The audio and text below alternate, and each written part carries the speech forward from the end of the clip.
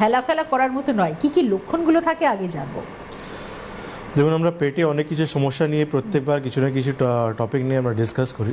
এই জন্য আমাদেরকে এই যে রোগগুলো আমরা ডিসকাস করি, আমাদেরকে মাথায় রাখতে হবে যে আমাদের পেটে কিন্তু অনেক ধরনের রোগ হতে পারে। আমরা এখানে জিআরডিও ডিসকাস করেছি, আমরা এখানে আমরা হাইপার অ্যাসিডিটিও ডিসকাস করেছি, আমরা এখানে আমরা পেপটিক আলসারও ডিসকাস করেছি আমরা, আর আজকে আমি গ্যাস্ট্রাইটিসও ডিসকাস করছি আমি। তো প্রত্যেক রোগ আলাদা আলাদা রোগ, এই জন্য কেন কি আপনারা সমস্ত রোগকে একটা ক্যাটাগরি রেখে দেন। পেটে কোনো সমস্যা হলেই আমরা কমনলি কিছু মেডিসিন খুব কমনলি আমরা ইউজ করি, আর দীর্ঘদিন আমরা রোগটাকে সঙ্গে নিয়ে চলি। গ্যাস্ট্রাইটিস এই রোগ এমন একটা রোগ যেটা কিন্তু বেসিক্যালি আমাদের স্টামাক ইনার লেয়ারে একটা লেয়ার রয়েছে, যেটা কিন্তু আমাদের স্টামাককে কিন্তু অনেক কিছু জিনিস থেকে বাঁচিয়ে রাখে। একটা বলতে পারেন আপনি একটা ব্যারিয়ার রয়েছে, যেটা কিন্তু আমাদের ফরেন বডি থেকে বা ব্যাকটেরিয়া থেকে, বাইল থেকে, কেমিক্যাল থেকে, বা যে ধরনের আমরা খাওয়া দাওয়ায় খুব উল্টো ফুল্টো খাওয়া দাওয়া করি, সমস্ত জিনিস থেকে আমাদেরকে কিন্তু বাঁচিয়ে রাখে, মানে স্টামাককে ইনার লেয়ারটাকে বাঁচিয়ে রাখে। কিন্তু যখন আমরা একটা ভুল বারবার করে যাই, যখন আমাদের শরীর এমন এতটা আমরা তার উপরে টর্চার করি, যেমন যারা প্রচুর অ্যালকোহল খায়, বা কিছু লোক রয়েছে যাদের কিন্তু ব্যাকটেরিয়াল এইচ পাইলোরি বলে কিছু ইফেক্টেড হয়ে যায়, বা এনএসআইডি বলে কিছু ওষুধ যেটা আমরা খুব কমনলি দেখি যে পেইন কিলার মানুষ খুব কমনলি খায়, তাদের কিন্তু রিপিটলি এই মিস ইউজ করা এই জিনিসগুলোকে আলটিমেটলি সেই স্টামাকে যে লেয়ার থাকে সেখানে কিন্তু ইনফ্লামেশন হয়ে যায়। তাকেই কিন্তু আমাদের মেডিকেল টার্মে তাকে গ্যাস্ট্রাইটিস বলা হয়। এটা কিন্তু খুব কমন একটা সমস্যা, কিন্তু আমরা দেখি দু ধরনের প্রবলেম থাকে, একটা হচ্ছে অ্যাকিউট গ্যাস্ট্রাইটিস, একটা হচ্ছে ক্রনিক গ্যাস্ট্রাইটিস। অ্যাকিউট গ্যাস্ট্রাইটিস মানে প্রবলেমটা অ্যারাইজ হয়েছে কিছুদিনে, তার লক্ষণ আমরা দেখলাম, চিকিৎসা করলাম বা কিছু লাইফস্টাইল চেঞ্জ করলাম, সমস্যাটা মিটে গেল আমাদের।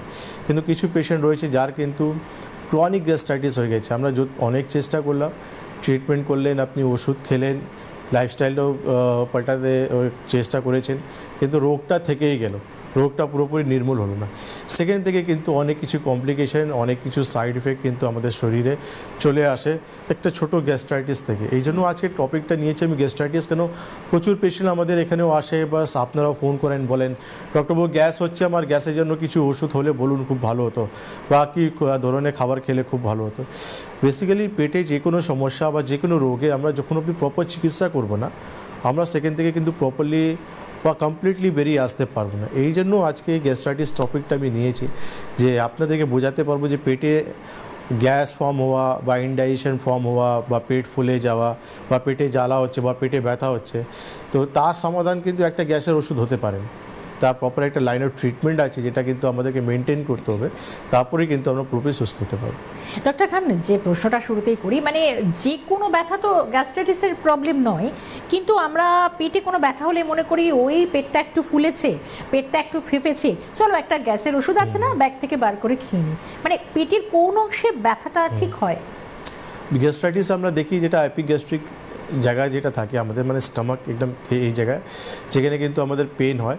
স্টামাকে আমাদের 9 রিজন রয়েছে, যেখানে কিন্তু এপিগ্যাস্ট্রিক যে জায়গাটা রয়েছে সেখানে কিন্তু আমাদের পেন হয়। তারপর হচ্ছে আমাদের পেট ইনডাইজেশন একটা সমস্যা হয়, পেট ফুলে যায়, আমাদের পেন হয়, বার্নিং সেন্সেশন হয় আমাদের পেটে, নজিয়া ভমিটিং হয় আমাদের। তারপর আর একটু যখন অ্যাডভান্স হয় গ্যাস্ট্রাইটিস, তখন আমরা দেখি আমাদের কিছু শরীরে কমপ্লিকেশন অলরেডি হয়ে গেছে, যেমন গ্যাস্ট্রিক আলসার হতে পারে আমাদের। তো সেখানে আমরা দেখি যে স্টুলের কালার চেঞ্জ হয়ে যায়, ম্যালিনা, কেন ইন্টারনাল ব্লিডিং হচ্ছে, বা আমাদের কফি রঙে ভমিটিং আসতে পারে, কেন ইন্টারনাল ব্লিডিং হচ্ছে। তো এই সিমটমসগুলো আমরা দেখতে পাই। আচ্ছা, আর